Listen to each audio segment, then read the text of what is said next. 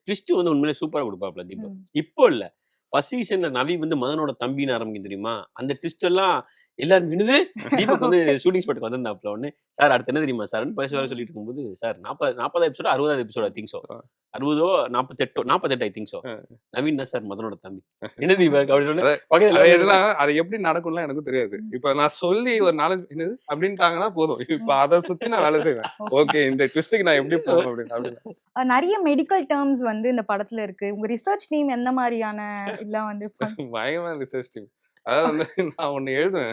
நிஜமா பொய்யெல்லாம் கிடையாது. அதாவது இப்படி எழுதிருவேன். அதாவது இங்கேருந்து இங்க ஹார்ட் டிரான்ஸ்பிளான்ட் பண்றாங்க. இங்கேருந்து இங்க கிட்னி டாக்டர் அங்கேருந்து பார்த்துட்டு எனக்கு யோ இப்படிலாம் நடக்காதயா அப்படின்னா சார் இந்த மாதிரி ஃபீல் வேணும் என்ன பண்ணலாம் அப்படின்னோடனே இப்ப அவர் ஒரு ஐடியா தருவார்.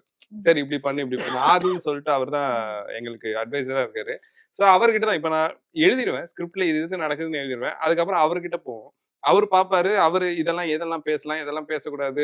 நான் போன வாட்டி பிரெயின வச்சு பயங்கரமா எழுதிட்டேன். அவர் ம். பிரெயின் இப்படி நடக்கவே நடக்காது அப்படின்ட்டாரு. அதுக்கப்புறம் அவர் கிட்னில மாத்திக்கோ அப்படின்னு சொல்லிலாம் சோ இந்த மாதிரிலாம் நடந்திருக்கு.